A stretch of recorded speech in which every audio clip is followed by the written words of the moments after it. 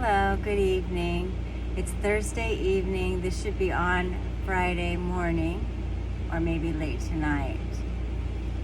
I would like to first start with a love whistle, because that always seems to be a wonderful time to start to really get into the talk, right? So today we're talking about forgiveness, and I always say I love myself, I value myself, I trust myself, I honor myself. So pick out one of those, and I think that when I think of forgiving people, I think that of honor, I think of valuing yourself in that time. So you're forgiving somebody, so you're really honoring and valuing yourself. So let's think of that. Sorry, that's weed.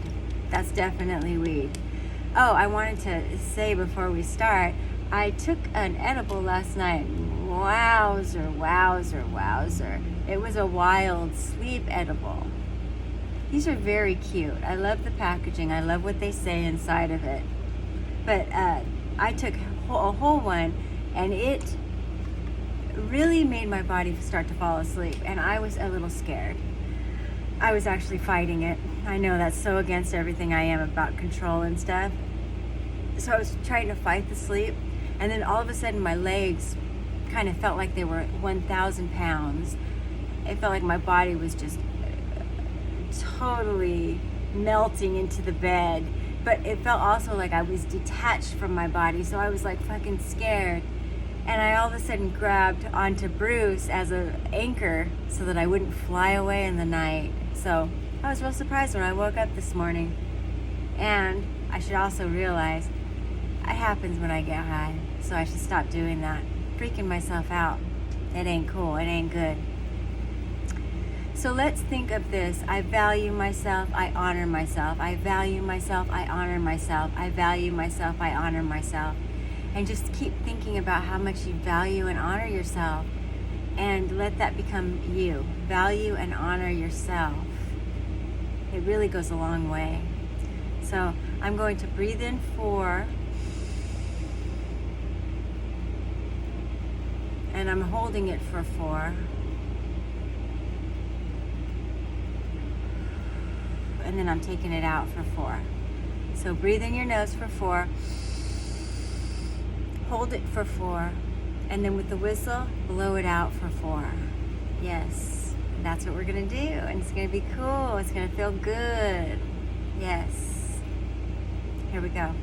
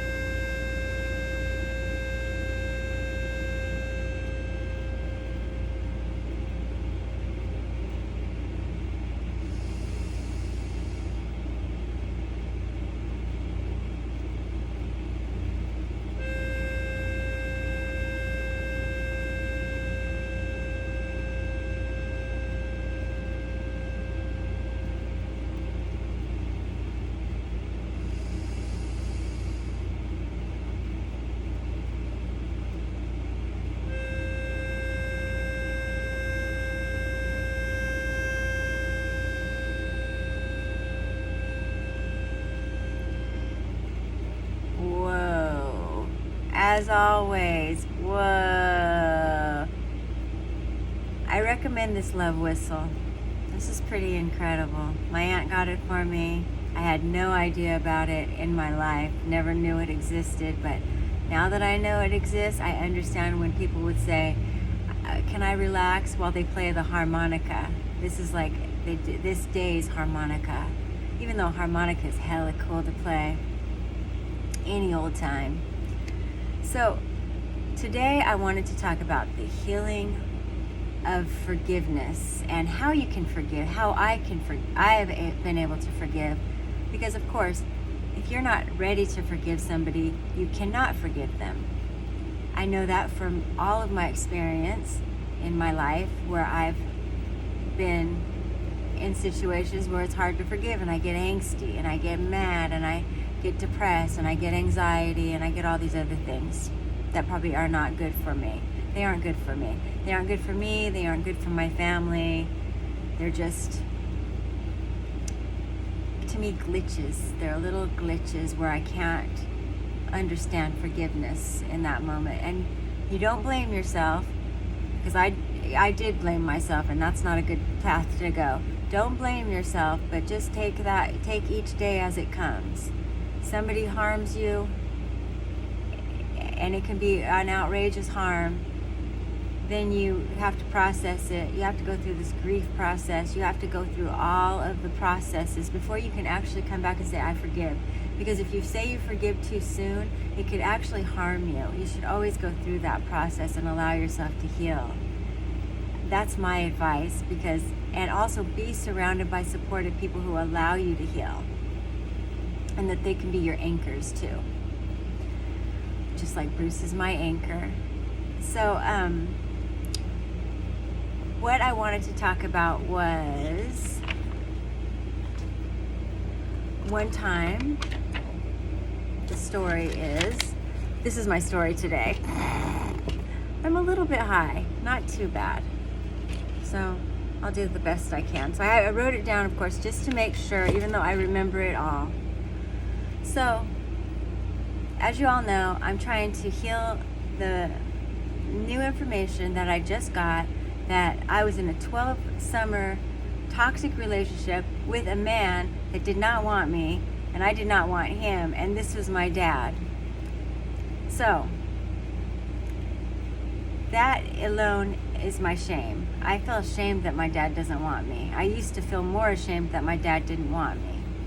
Because, what's wrong with me? What's wrong with me? So I always would wonder, what's wrong with me? So I was always looking for people to tell me positive things about myself and to help me with this. And I didn't realize that the help was inside of me the whole time.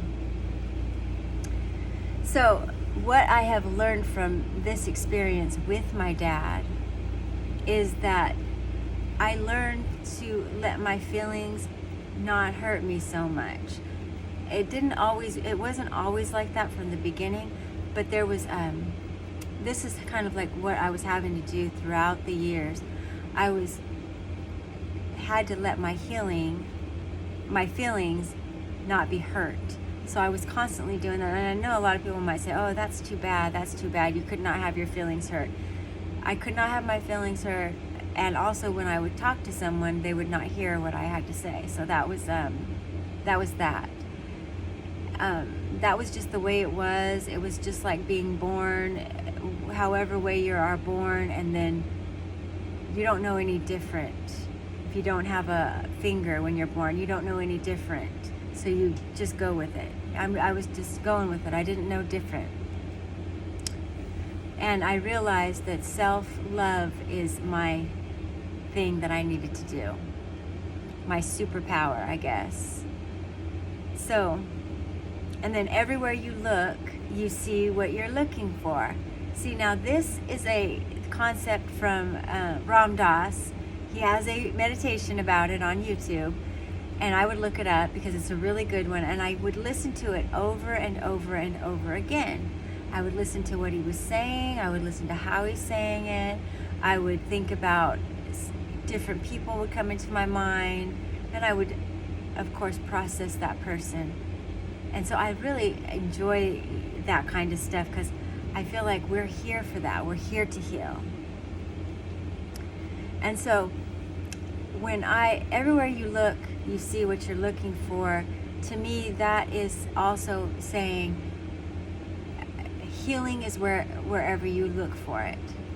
But also negativity is everywhere you look for it. So whatever you're looking for, that's what you're going to find. Okay? So if you're really outside looking for the positive stuff and you're like allowing yourself to be a channel for love, I can guarantee you're going to get more love.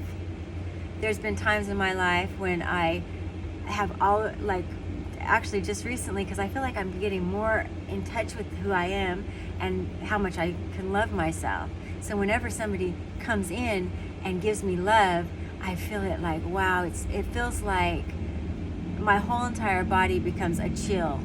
And I hear them saying stuff to me that feels so good, and I'm receiving it. I'm being a generous receiver of that love because I love it and I want it, and yay. But I'm not like, oh, hey, calling them the next day, hey, remember when you called me up yesterday and you told me about how much you love me? Oh, yeah, can you do that again? No, that's not how you do it. You hear it, and then you accept that that is what somebody has given you, and you embrace that. And then it kind of gives you fuel to realize you can love your own self.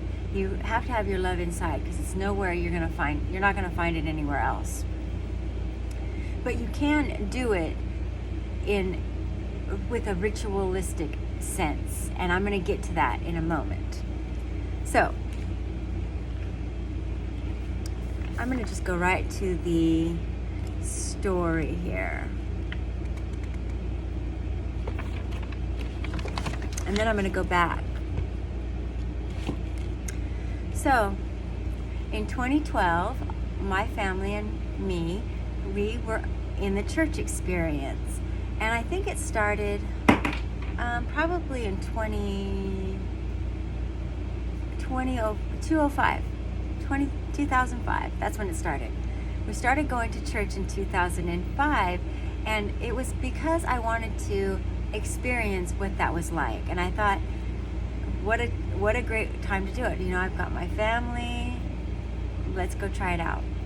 So we go to church, and we do the whole thing. So this is from 2005, and then what I'm going to read to you today is about 2012, when our family went to Family Redwood Christian Camp, and it was very cool.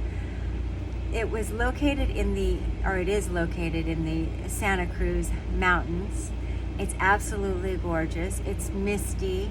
There's trees that just are grown in a circle, and in the middle there's like this cathedral, and it feels so powerful being in that area. I loved everything about it. We had breakfast time, we had lunch time, we had dinner time, we had snack time.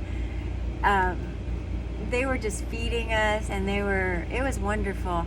We were learning all day long. We were doing art projects. We had these cool cabins that we could stay in. What else? There was a pool. We did yoga. Yeah, we did all that stuff. It was so fun.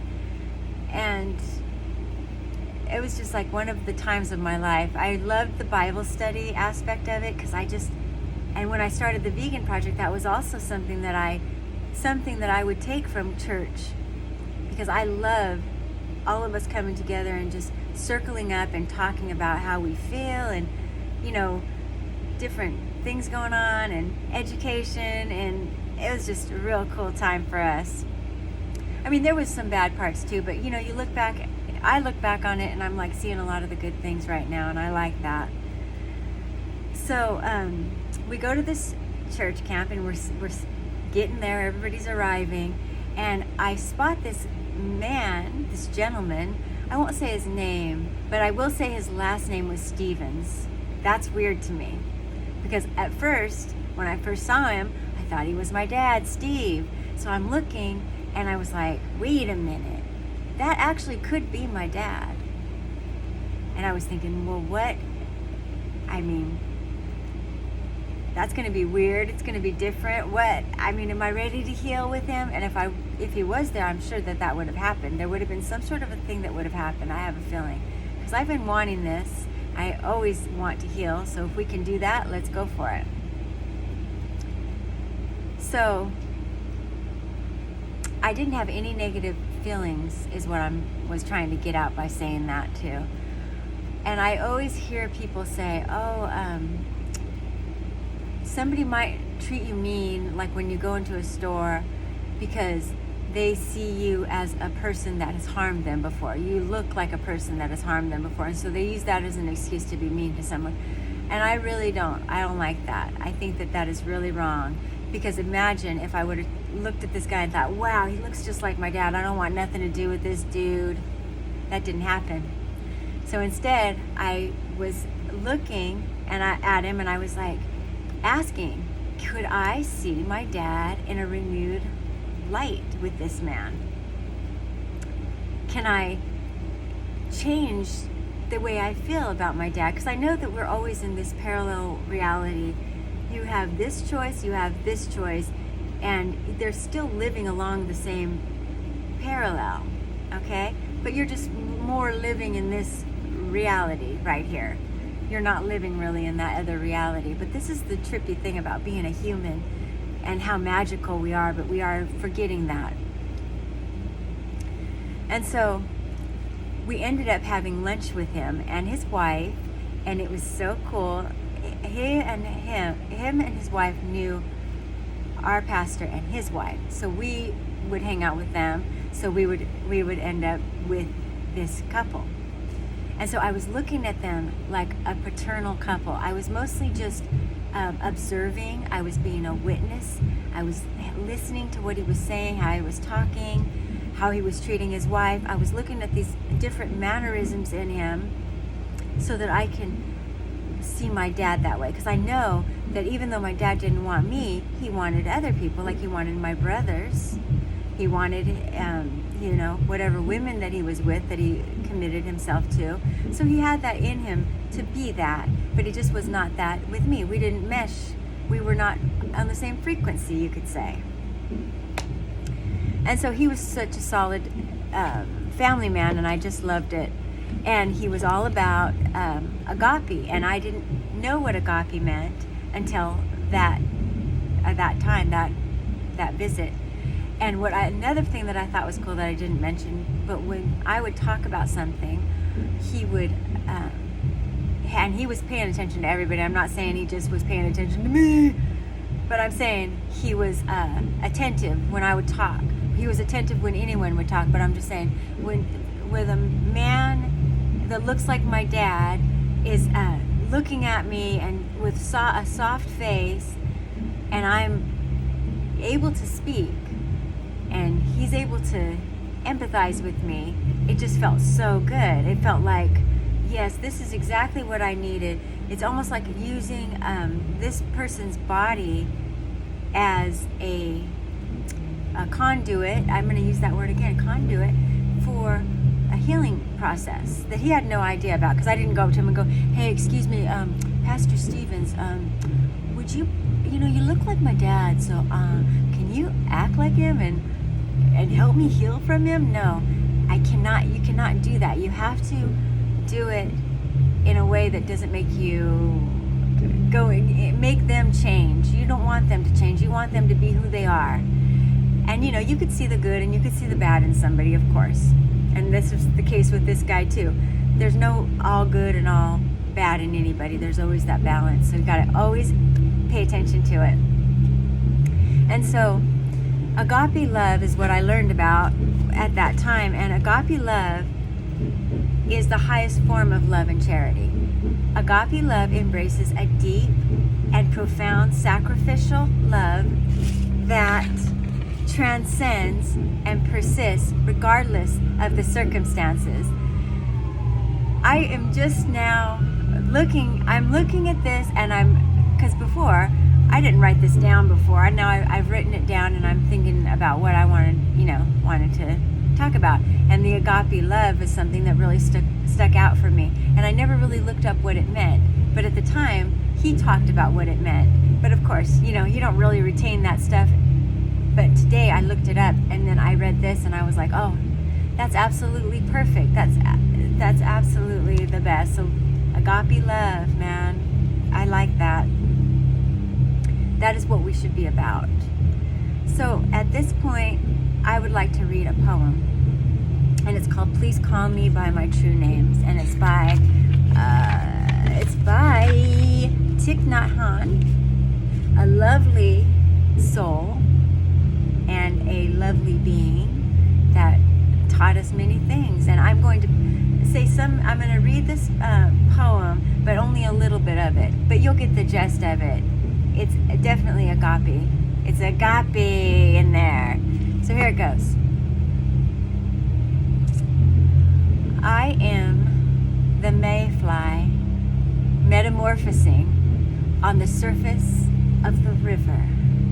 And I am the bird that swoops down to swallow the mayfly. I am a frog swimming happily in the clear water of a pond. And I am the snake that silently feeds itself on the frog.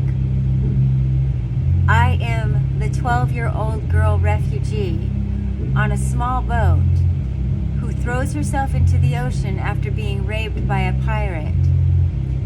And I am also the pirate, my heart not yet capable of seeing and loving. My joy is like spring, so warm it makes flowers bloom all over the earth.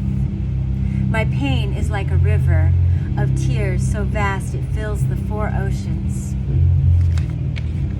Please call me by my name. Please call me by my true names, so I can hear all my cries and laughter at once, so that I can see that my joy and pain are one. Please call me by my true names, so I can wake up and the door of my heart could be left open, the door of compassion. And I thank Thich Nhat Hanh for that beautiful poem. And when I first heard it, I was totally loving it. So I wanted to go back because to reiterate a few things. There is no control. Every single solitary one of my healing processes have never included control. It's always included to not be resistant and to let go of control. Let go, let go, let go. That's what it's been about the whole time. Every time I let go, I relax into that moment when I can heal myself. So each time I've let go, as you see from my videos, it's been when I can heal myself. I let go, whatever happens, happens. I'm not going to expect anything. I'm not having any expectations. So, and I believe in reaction retention, because when you get information that you don't like to hear, you don't want to hear, wait a minute, just wait for the reaction. Because at first, when you hear something that's cruel to you, or that is even something that is going to be a mirror for you, where you have to decide, oh gosh, okay, now what do I have to heal inside of me after hearing this, and why was my reaction like this? Why am I on the couch or in bed for 3 to 4 weeks after hearing what I heard? You can't let yourself do that. So your magic is in your reaction retention. So that's where your magic is. And my mom always would say, Erica, you have such a poker face, because you could sit and listen to somebody telling you lie after lie and sit there like, and I know that they're lying, but I'm just, yeah. Oh, really? That happened to you? Okay. All right. I mean, hey, you know what? You can't control anybody, including people who lie to you. You can't do anything. So I was kind of knowing it back there, and that was when I was early on in my age. It was probably 20. So the other part about the healing journey, if you want to protect your healing journey, protect it. And I always think to myself, when you say protect, what are we protecting? When we look at the healing journey, why are we trying to protect the healing journey? We definitely can stay silent, and you can also not involve your family. I know many people who have done that, and I don't know. That's a different sort of a situation. I think that if it's an organic thing and you don't have children and you don't have a spouse and you really are going through this world alone, that's a different thing. You can be that. You can be silent and work on it on your own, but also I would encourage you to find people who are your tribe, who can listen to you talk about your stuff, because that's important too. It really is. It's so important. Oh my gosh, I can't even express that enough. But if you want to test your progress, and I'm more along the lines of not letting go of something real quick, and that's my problem, and I need to start doing that more. And I am learning to do that more, by the way. So if you want to test your progress, then by all means invite and involve your family. And this is going to be your healing journey. So if they're invited into your family, it becomes your healing journey. And oftentimes, our healing journey is met with somebody who's feeling shame about what they've done. And you're like, okay, so you're ashamed. Why? I mean, right now we're talking about it. Let's forgive each other. Let's move past this, right? So let's not have the shame anymore. Let's try to heal that shame and turn it into something positive. So how you can do that is you just talk to your person, and you better be able to talk to the person. As I always say, if you can't talk to them, why are you there with them? If you have to be on eggshells, you can't say this, you can't say this, you can't share this, you can't do this, you can't. I don't want to be in a relationship with someone like that.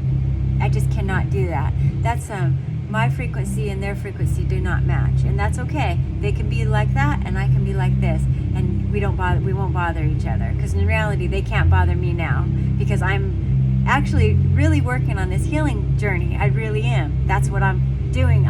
That's why I'm doing this YouTube channel. So like I say, somebody is inviting you into their experience. They cheat on you. They cheating on you is your experience and their experience, and that's where a person could actually be ashamed of what happened, and you are like, let's just freaking heal it. Let's get this together. Stop being ashamed of it and just be straight up with it, right? So that's important, because I am not the blame for your shame, and I should be able to heal my stuff and talk about what I need to talk about on here, because this is my journey. This is not your journey. This is not the way you're going to do your journey. This is my journey. So that's important. That's highly, highly important. And so what didn't I read? Okay, so, oh shit, it's already 27:39. Okay, so, stop condemning people. Stop telling people that I need you to be different so I can feel better. When you need someone to be different so you can feel better, what I want you to do, if you're going to say that to somebody, I want you to realize that what's going on here is, if they have to be that different for you to feel better, then that's not the right place for you to be. And it's time to go. It's time to break free from that. And you don't have to do it in a mean way. You can do it in a kind way. But you can't expect people to do that for you. That's something you do for yourself. You have to make your own self feel better. And stop controlling people. I will say that. I'm going to keep on saying that. And another thing, before this ends, I want to say, write a list of all the positive aspects of anybody that you love and hate at the same time, I guess. Or you should love everybody, but if somebody's rubbing you the wrong way, look at the positives in them. Okay, somebody's giving you a hard time, or you aren't meshing with somebody, start to look at them lovingly. Start to see their reactions to things.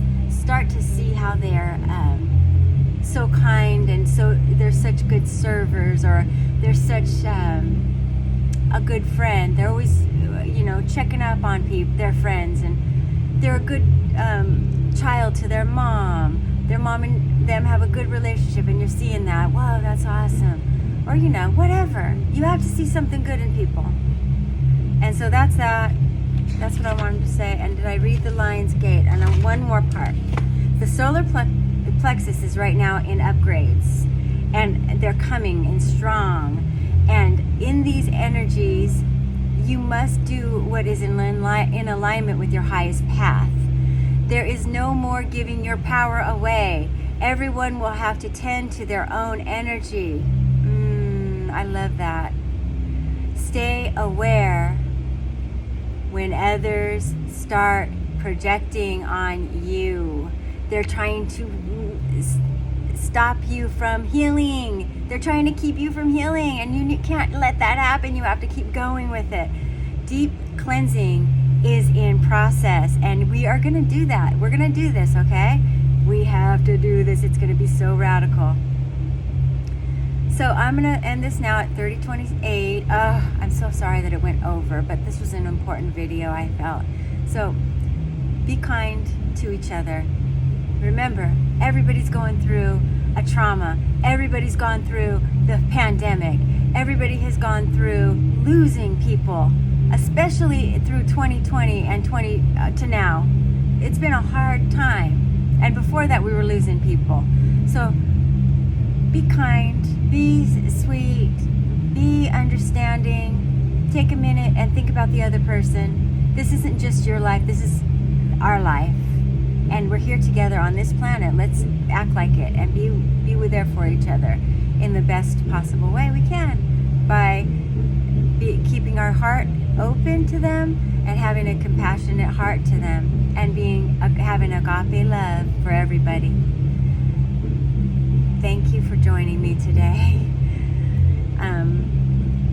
Take care. Have a great weekend, and I will see you when I have something else to say.